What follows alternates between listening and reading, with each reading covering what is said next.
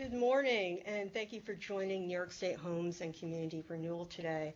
I apologize so much for the technical difficulties that we're having and the delay, but we'll make the presentation a little bit faster, and I'll cut out a lot of my bad jokes to speed up the process. My name is Brooke Davis. I'm Deputy Counsel for Policy at HCR. The purpose of this webinar is to inform you, our partners in the housing and reentry communities, of the new ex-offender housing policies that have gone into effect across the state. Helping people with criminal backgrounds find places to live is critical to reducing recidivism and homelessness. Access to stable housing positively impacts the health, familial relationships, and also the ability to find and maintain gainful employment of ex-offenders. As we will discuss during this webinar, HCR's policies and guidelines increases access to housing for people with criminal backgrounds and ensures and maintains a safe and strong society for all.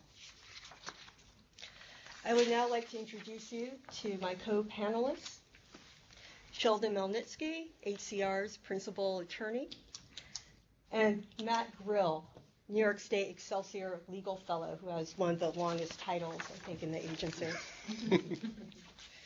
I am going to present the wonky portion of this webinar.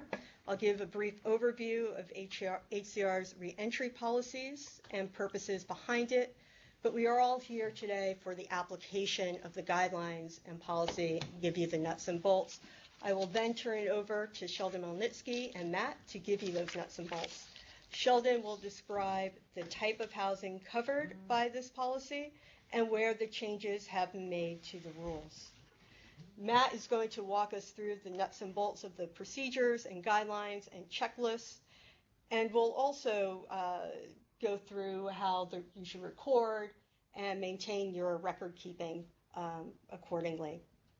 We will then walk through a few hypotheticals so that you would be able to see the application of this to some real life scenarios. This will hopefully help you be able to help applicants that have ex-offender status or with criminal backgrounds and be able to process those applications. And for the people that provide counsel to ex-offenders or people with criminal backgrounds, it will be able to help you advise your clients accordingly. Last month, HUD released guidance that makes it more difficult for landlords and home sellers to discriminate against applicants who have criminal backgrounds. HUD's guidance made it clear that blanket discrimination against people with criminal records violates the Fair Housing Act by having a discriminatory impact on racial minorities, especially African Americans and Latinos.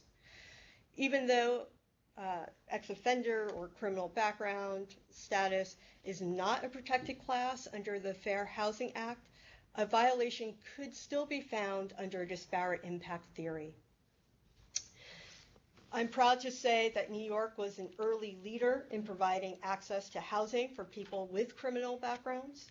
Applicants with criminal backgrounds cannot be denied New York State funded housing based solely on the fact that they have a criminal conviction. Instead, we require that you must do an individualized assessment to determine how the conviction and also what the person has done since they were released from incarceration impacts their ability to be a good tenant or a good neighbor. I'm going to give you a few what I call sobering statistics regarding incarcerations, and this will really shed light onto why we have these type of policies, both us and HUD. According to the Department of Justice, approximately 100 million Americans have a criminal record. This is nearly 1/3 of the U.S. population. Further, the U.S. prison population is the largest in the world. If we accept a blanket denial of housing to people with criminal backgrounds, we would relegate an entire population of people into a shadowy existence. This is not only illegal, but is also just not viable. When individuals are released from prisons and jails, their ability to access safe, secure, and affordable housing is critical to their successful reentry into society. Yet many formerly incarcerated individuals, as well as individuals who are convicted but not incarcerated, encounter significant barriers to securing housing, including public and other publicly or state-funded housing, just because of their criminal history. In some cases, even individuals who are arrested but not found guilty of a crime face difficulty in securing housing just based on this prior arrest. At New York State, we believe in providing people with a second chance, and we will do so. Up until now, some housing providers were rejecting applicants simply because they had a criminal record. Under this new policy, this is no longer permissible. However, it's important to note a few caveats. First, that people convicted of making meth or methamphetamines and people on a lifetime sex offender registry are automatically disqualified as potential renters or buyers. Any of you that were a fan of the television show Breaking Bad will know that if you're not a high school science teacher that's making crystal meth, that some of these labs explode, and that's why one of the reasons why HUD has this policy specific to methamphetamines. The second caveat that I think is important to note is that this policy announcement does not change the laws or policy regarding current tenants who are convicted of a crime.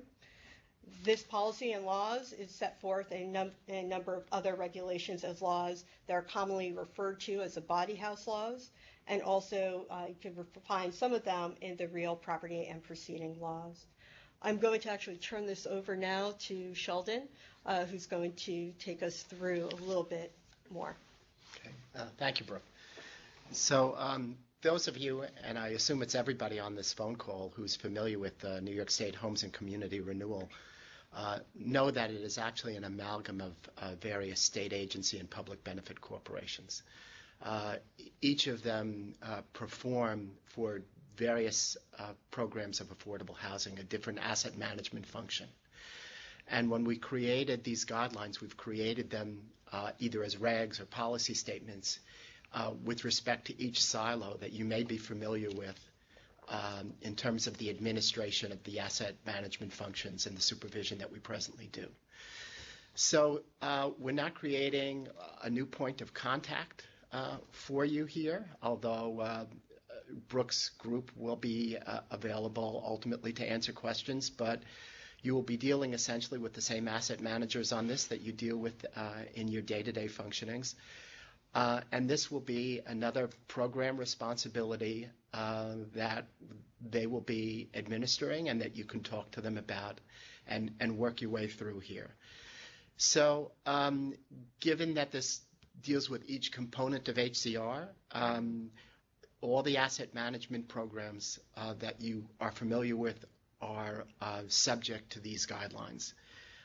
If you're a DHCR Housing Trust Fund kind of asset manager, then Housing Trust Fund, the Housing Trust Fund program, the turnkey, tax credit, SLIC, the Federal Home Program, TCAP, which is the Tax Credit Assistance Program, are all subject to these guidelines.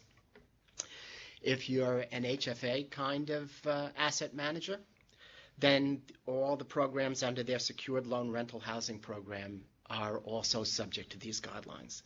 Those include Sunny Mae insured rental housing, Sunny Mae HUD decoupling, FHA insured, Freddie Mac and Fannie Mae backed mortgage agreements with HFA, straight HFA mortgage loans, and tax credits, which are the 4% when it comes with their bond financing or 9% when it's standalone. If you're used to dealing with the 25 Beaver Street asset managers at DHCR, then public housing state-aided public housing are covered by these guidelines, and the limited profit and limited dividend housing is covered by these guidelines. Limited profit housing is commonly referred to as Mitchell-Loma housing. If you are a Section 8 local administrator, then you should know, and it's been this way for a while, that our Section 8 tenant-based voucher program are covered by these guidelines. So these policies can actually be found in the guidance documents in each of these program areas. With respect to the public housing, it's in the public housing regulations at 1627.72. If it's Section 8, it's in our administrative plan, and it has been there since July of 2015, and it's at 1.09.02. If your asset management is through the Housing Finance Agency, then it's in the New York State Housing Finance Agency Fair Housing and Tenant Selection Guidelines 4.1.2.3. If you're a trust fund or a DHCR asset management program outside of Mitchell-Lament Public Housing, then it's in our public program manual, the capital program manual at 7.05. And if you're dealing with limited dividend or limited profit housing, then it's in Management Bulletin 2016-B-4. Sheldon, one of the questions that we've been receiving a lot of is whether or not these new policies and guidelines apply to rent-regulated or rent-controlled housing. These guidelines do not apply. Rent-stabilized and rent-controlled housing is private housing and not subsidized housing. We attempted to cover the subsidized housing, which we more closely supervise. But any housing provider should keep in mind that the HUD guideline, which speaks to the fact that a blanket policy of prohibiting ex-offenders from obtaining housing may have disparate impact, and therefore be a violation of the Federal Fair Housing Act, and possibly then the state human rights law as well, should take action to make sure that they don't have that type of blank policy, because they may otherwise run afoul of these broader state and federal guidelines. And therefore, although the use of our specific guidelines here are not mandated, we do feel that these would be a valuable tool, at least to examine and consider when making those type of assessments. Great. Thank you, Sheldon. I'm now going to turn over to Matt Grill, who's going to really walk us through a little bit of the guidance and checklist. This will go up if you're joining us via webcast. This will go up on the screen. And we will also be putting this on our website as well, and it'll be on the FEHO link to this. Okay? Thank you. Great. Take it Thanks. away, Matt. Thank you, Brooke. Those of you who received the email should have copies of this. You can follow along at home with your copies, or you can follow on the screen here. And what I'm going to do is walk you through the general guidance, the retention policies, and the worksheet that you'll be using when assessing a potential tenant with a criminal history. Starting with the general policies, at the very beginning, the thing to remember is that you may only consider convictions or pending arrests for offenses that involve the physical danger or violence to persons or property, or offenses that adversely affect the health, safety, and welfare of other people. What I want to stress here is that you can only consider convictions. So someone who is accused and acquitted, someone who is not convicted, someone should not be considered as having a criminal background. The exception to that is only when there's a recent pending arrest that has not yet been disposed. When you have an offense that involves physical danger or a threat to the health, safety, and welfare of other people, these offenses cannot be an automatic bar to the applicant being selected for housing. You have to do an individualized assessment of every applicant. Now, when you're doing your assessment, no one factor can be considered in isolation. You have to consider everything together, such as the seriousness of the offense, how long ago the offense took place, what rehabilitative efforts has the applicant taken since the offense, and things of that nature. When you're conducting a background check, you have to use a reputable background check company. and comply with the requirements of the Fair Credit Reporting Act at 15 U.S.C. Section 1681. Now, I'm going to get into this next point in more detail soon, but I want to point out here that the housing provider must provide the applicant with an application that includes the procedures and policies that will be undertaken for the background check, the applicant's right to review the background check, the right to contest the information contained therein, and the right to explain any information contained therein, as well as the right to present any evidence of rehabilitation. Now, these guidelines apply to anyone who determines tenant eligibility, including case managers, project managers, clerks, or independent contractors. Basically, anyone involved in the tenant selection policy has to follow these guidelines. I'm going to move on to the next page here so we can talk about policies regarding record keeping and the applicant's opportunity to review the record. Now, first things first, the records that are generated by this process must be kept for a minimum of 2 years. Now, some of your programs have different requirements that actually have longer record-keeping requirements. If your record-keeping requirement is longer than 2 years, you should follow that guideline for your program. In fact, Matt, aren't we recommending that everyone keeps for at least 5 years? Absolutely. I mean, to be on the safe side, you should hold on to these for at least 5 years. But the bare minimum is 2. Now, all applicants, as I said earlier, have to be given an opportunity to review and explain any conviction record to the housing provider before any decision regarding tenancy is made. And we'll talk about this more, but if background checks are missing information, you have to check in with the applicant to fill in those gaps. Anyone who's done background checks knows sometimes they come back with a lot of holes, and you want to make sure that you've got full information before you're making a decision regarding an applicant. Now, if you deny an application, the applicant must be provided with documentation used to deny the application, such as the background check, an explanation as to why the denial happened, and you have to give the applicant an opportunity to respond. Note that there may be no less than 14 business days between the applicant receiving the notice and documentation of the rejection and their opportunity to respond. Now, the housing provider is required to create and maintain a written evaluation used in the decision-making process in accordance with these guidelines.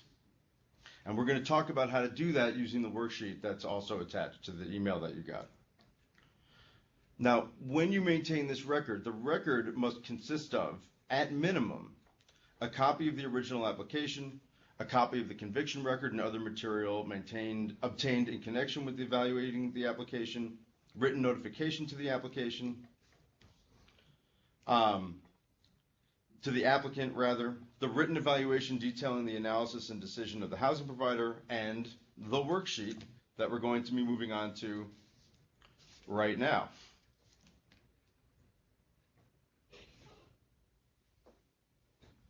Now, this worksheet serves 2 very important purposes.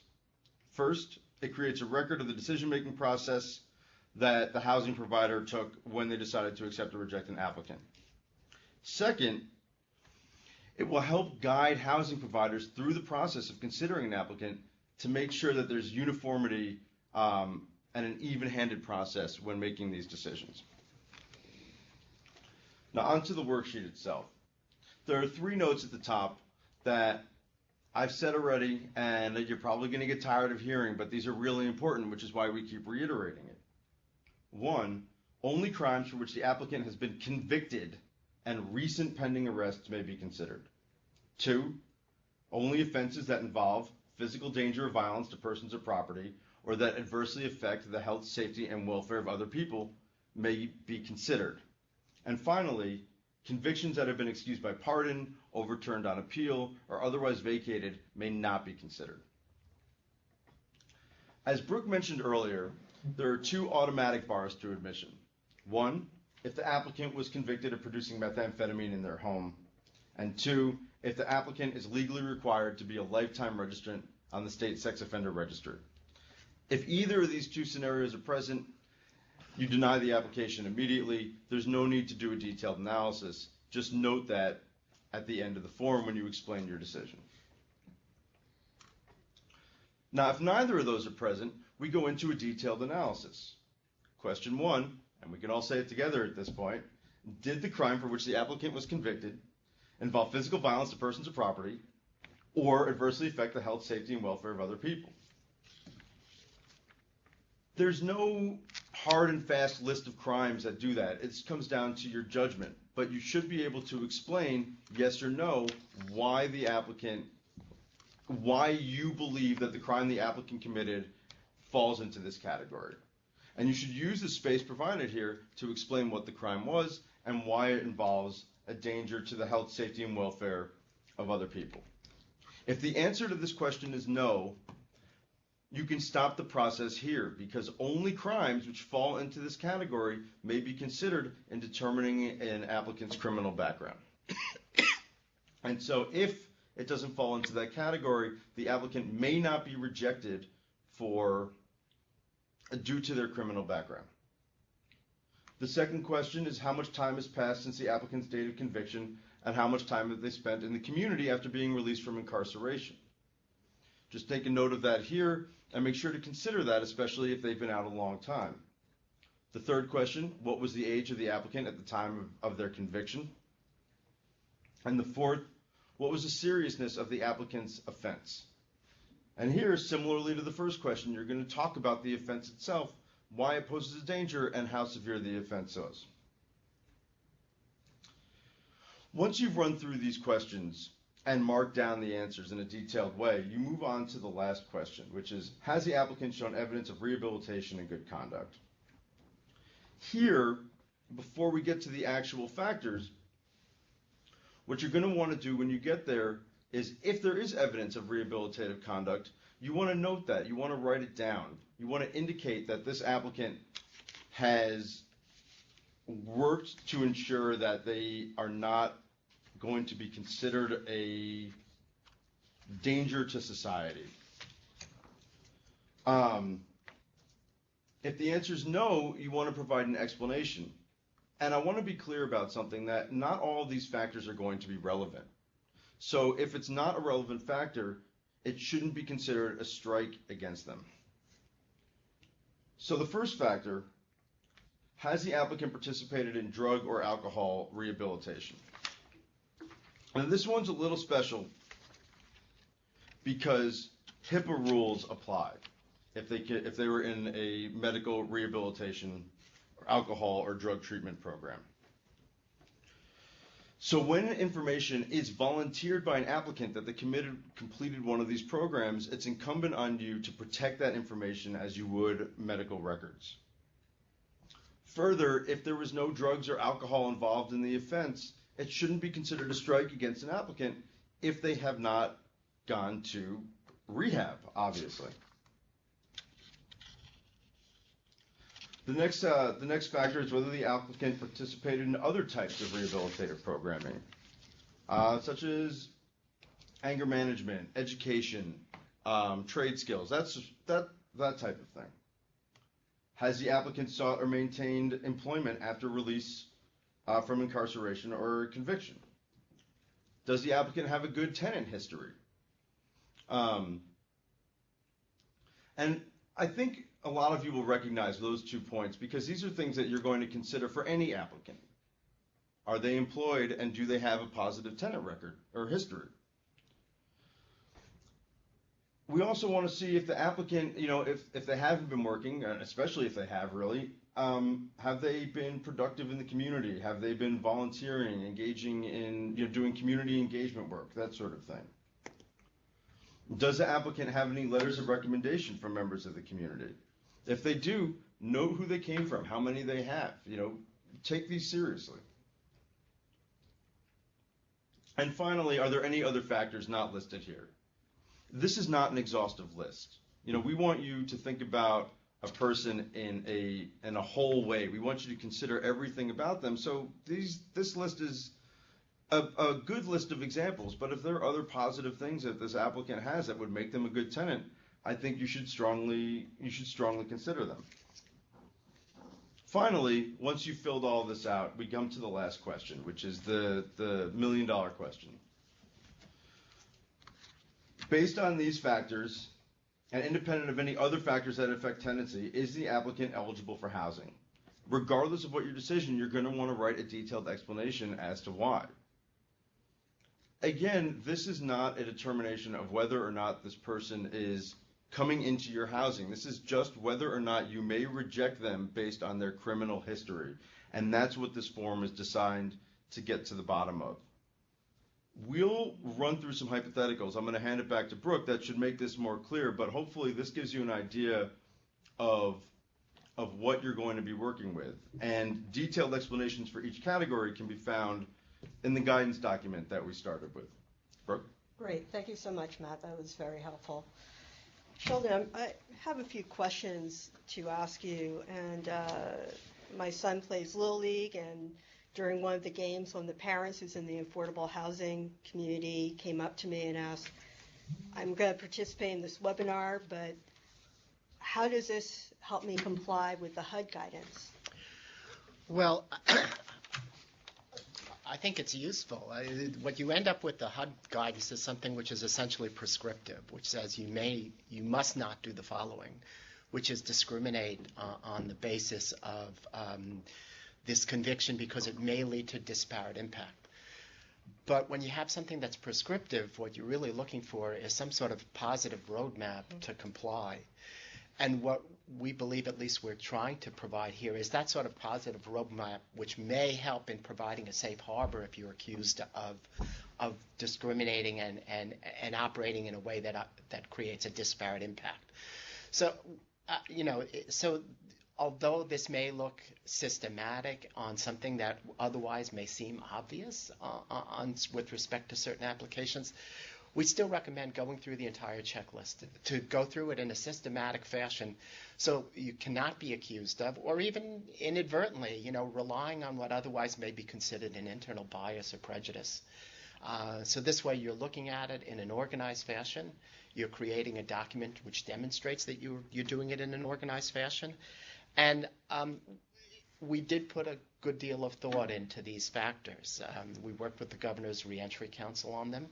We looked toward the guidance that's been in effect with respect to licensing, which has been operative for several years and has been operative with good effect.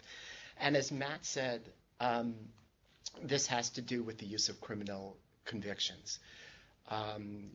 We recognize that people as housing providers must still exercise judgment in other areas, but this is now another area where you've got to exercise judgment, and you can't just simply be prescriptive. Absolutely. Thank you so much, Sheldon. And I also just want to add once again, reiterate that for all of our housing providers, if an applicant comes to you with a criminal background, you must complete the checklist for each of those applicants, and you must maintain them in your records.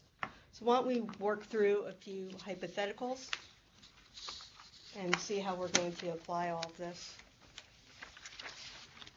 So an applicant came to you with a background check, and the background check comes back with a criminal history is shown. However, the specific nature of the offenses are missing, along with the disposition. So how do you determine whether or not this applicant is suitable for your housing? Matt? Well, with this information, you can't. Put shortly, you can't make a decision based on this applicant without knowing what the offenses were and what the disposition of the offenses were. So it's incumbent upon you to reach out to the applicant and get those question marks answered before you can come to a yay or nay decision on this particular applicant based on their criminal history. Well, we move on to the second hypothetical. 1 year ago, the applicant pled guilty to possession of about a 1/16 of an ounce of marijuana. He was sentenced to 1 year of probation, but no jail time whatsoever. The applicant's application reveals no information about drug rehabilitation or any other mitigating factors. Sheldon, how would you determine this case? Well, I would go to the checklist, and the first question on the checklist is, did the crime for which the applicant was convicted involve physical violence to persons or property, or adversely affected the health, safety, and welfare of other people? And looking at the crime, my answer would be no. And as the checklist says, if the answer is no, stop. The applicant may not be rejected on the basis of their criminal history. And I would now have completed the checklist, and I would look at the other factors with respect to tenancy, setting aside the issue with respect to this criminal conviction. Great. We'll move on to the third hypothetical. For a period of 5 years, ending 5 years ago, the applicant was in and out of jail for a litany of drug-related offenses, including possession, possession with intent to distribute, and a number of thefts. During the last stretch in prison, the applicant engaged in substance abuse treatment. Since being released from prison 5 years ago, the applicant has lived clean and sober. The applicant has provided a completion certificate from the rehab facility and volunteers as a crisis counselor for others struggling with addiction. In addition, the applicant has been held down gainful employment and has successful work history, and in the past 4 years also has a positive tenancy record. So I'll turn this both to first Sheldon and then Matt for some assistance on this. So again, I would go back to our questionnaire. And the first question, the threshold question is, did the crime for which the applicant was convicted involve physical violence to persons or property, or adversely affect the health, safety, and welfare of other people? And looking at the variety of offenses, which is possession with intent to distribute and a number of theft convictions, particularly the theft convictions. But looking at them as a whole, I would say the answer to this question would be yes. So I would describe the offenses in this section. And I believe that based upon this, you need to go on to the rest of the checklist. So moving on to the next step in the checklist, how much time has passed since the applicant's date of conviction, and how much time has the applicant spent in the community after release from incarceration? Now, what I don't know with this applicant was when the arrest happened before their last stint in prison. I'm going to assume in this instance that it was probably about 6 years, no more than that, because they were released from prison 5 years ago. I would ask the applicant that in a real world scenario, I would want to fill that information in. But we do know that the applicant has been out of prison for 5 full years. I would also want to know the age of the applicant, but in this instance, again, we know how long ago it was. We can extrapolate his age. The next question about the seriousness of the applicant's offense is more challenging, and as before, we can describe what the applicant did, and understand that theft and drug distribution are both serious offenses. And I would talk about that here before we moved on to the mitigating factors. So having filled out the provisions about the crime itself, we then go on to, as Matt called them, the mitigating factors, the rehabilitative factors, which are in this hypothetical. And that's 5. And A is, has the applicant participated in a drug or alcohol rehabilitation program? And the answer in our hypothetical is yes, because the applicant has provided a completion certification from a rehabilitation facility. So the answer to that would be yes, and we would set forth that information in 5A. 5B is, has the applicant participated or completed other types of rehabilitative program? And this seems to be the rehab program that he has participated in. But as Matt said, there may be others. We should ask for that information. And the fact that he may not have is not necessarily something that you hold against him. The not applicable part of an answer with respect to one of these is not a prohibition or necessarily a mark against somebody with respect to whether they've been rehabilitated. C is, has the applicant sought or maintained employment after his or her conviction or release from incarceration? I think the answer to that is yes, that they've been gainfully employed since release from prison. Yes. Well, he's volunteered as a crisis counselor, which I'm not sure if he's, but it sounds like he has also held some sort of paid position. But this is something that you need to ask and get information on, just as you would for any other applicant who is requesting housing. So moving on to the rest of the factors, has the applicant been productively spending their time? Now, here's one where you've got a double positive for the applicant, because they have maintained gainful employment, but they also have been volunteering as a crisis counselor for people with substance issues or substance abuse issues. So that's where you're going to put an E. You're going to note that they've been active in the community in that way. And also note that they have a good tenant history. If you move down to F, the applicant doesn't have any letters of recommendation from the community. I don't see that as a strike against them when you consider all of the other positive things that the applicant has been doing, and I'm sure that if you were looking for something like that, you could ask the applicant for it, but I wouldn't hold it against an applicant who didn't have one of those with an otherwise stellar record.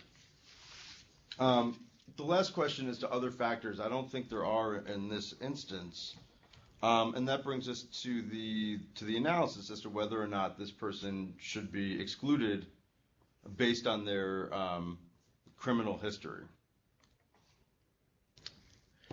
So, having written all this in my worksheet, my assessment would be that I would rent to this individual.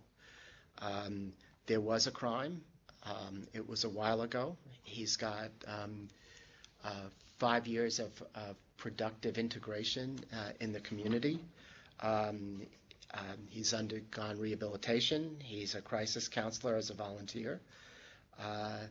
And balancing these factors, as we've set forth, I believe that I would rent to this individual. Matt, are you in agreement? Absolutely. Great. Why don't we move on to our last hypothetical? The applicant in this case has been out of prison for 1 year after serving 10 years for felony assault and burglary. The applicant was convicted after breaking into a home with a weapon and beating the occupant when he was found. In prison, the applicant received a GED and, according to the parole board, was a good prisoner during that time. In addition, the applicant received a letter of recommendation from a local church leader. Sheldon, why don't I turn it to you first? Well, I would go back again to the checklist. And the first question is, did the crime for which the applicant was convicted involve physical violence to persons or property or adversely affect the health, safety, and welfare of other people? And the answer to this is yes.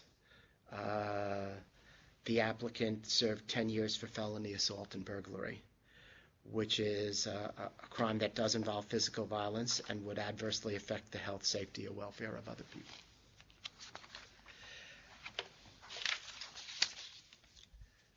Under 2, how much time has passed since the applicant's date of conviction, and how much of the time did the applicant spend in the community after the release of him from incarceration? If he or she was incarcerated as a result of the conviction. The individual was incarcerated because of the conviction, served 10 years for felony assault and burglary, and has spent approximately 1 year in the community. And I would note all of that under item 2. Item 3, what was the age of the applicant at the time of his or her conviction? We have no information. And it would be something that we can elicit from the applicant if he seeks to tell us. Now, the reason that this is a factor that we would ordinarily consider is just to take into account that often crimes are committed by youths before necessarily the full judgment is is obtained, that you would anticipate an adult having, affected based upon the maturity that occasionally comes with age.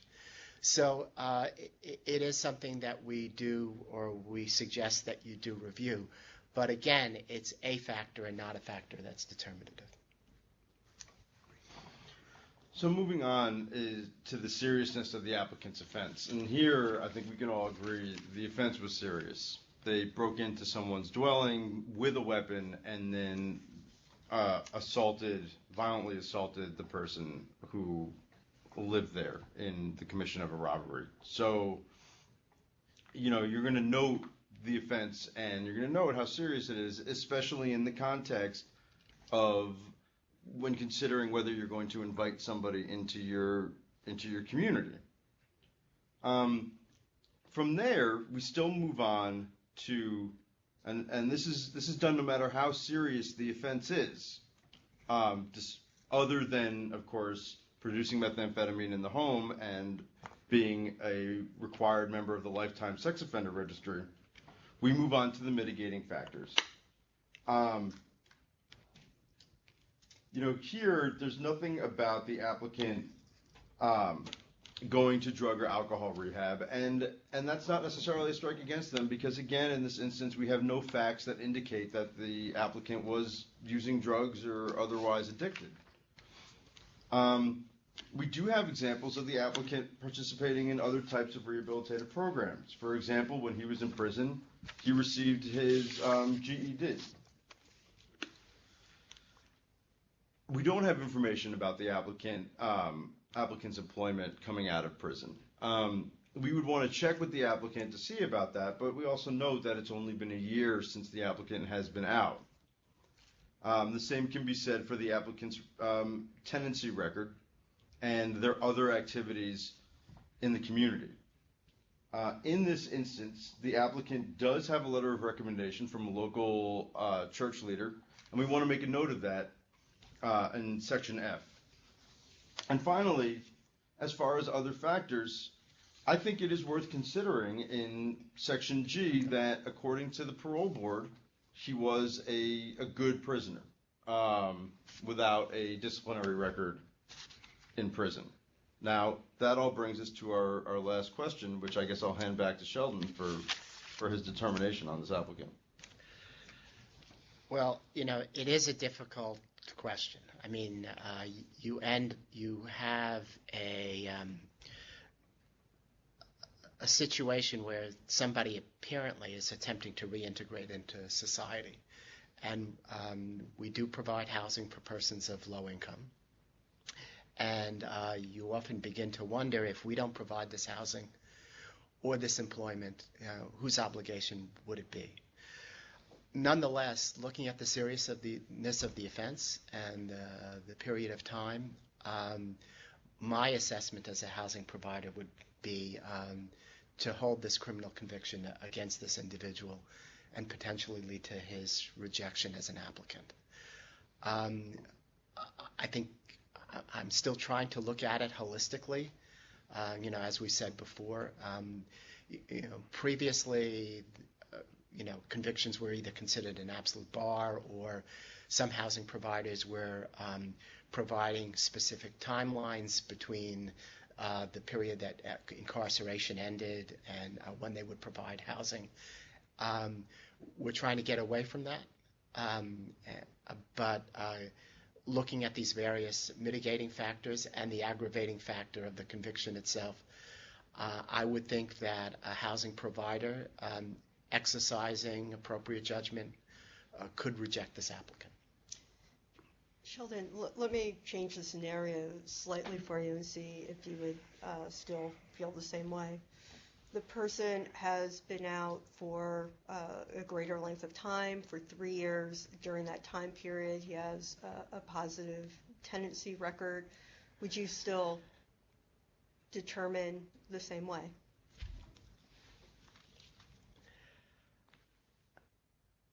And obviously no other convictions or any other problems. I would think, given the other rehabilitative efforts by this individual, 3 years might give me the kind of comfort level that I was looking for. Great. So that's the end of our hypotheticals. Hopefully you found them helpful and that they will help you whether or not you're assessing applicants with criminal backgrounds for your housing, or whether or not you counsel people with criminal backgrounds when they are applying to housing. Danny, did we receive any emails through via? No. Questions? Okay. Sheldon, do you have any final words before we wrap up? I think we would like to point out that what we're asking you to do is not necessarily easy. It does require the exercise of judgment, just as all issues with respect to tenant selection do require a certain amount of judgment exercised by the housing provider. But Brooke and I were talking about this yesterday, and you do have to understand where this was when we first started. We were dealing with one of our supervised co-ops, which had a blanket policy of rejecting individuals with criminal convictions. And there was an individual who was rejected who had actually been the child of present shareholders, had lived in the community since her birth. It had been a petty larceny conviction. She was presently, I believe, a school teacher. Yeah, I think she was teaching kindergartens and passed the Board of Ed's fingerprinting. Okay. And nonetheless, the provider's position was, I have a policy, it's an appropriate policy, and this is my policy. So we understand that there'll be close questions, but we've put into place what we believe at least is a way to look at this in a systematic basis, and it is something that really should supplant the absolute prohibitions which many housing providers have used before. Absolutely. Matt, do you have any final words before we wrap up? I don't think so. Great. Well, I just want to thank everyone for joining us today, especially since we had those technical difficulties and stuck around for us. I want to let you know that we're not going to leave you out hanging on a limb on this. Go back to our website. There'll be information there, the checklist and the guidelines, etc., that will help you, and we'll also be creating other documents based on feedback that we've received from you that you may find helpful. Also, if you do have questions, feel free to email us at the Fair and Equitable Housing Office, and that address is feho@nyshcr.org. Feel free to send your questions there, and also reach out to your program managers as well with specific questions that you may have. And thank you for helping us to increase access to housing for all New Yorkers. Thank you. Thank you. Have a good day.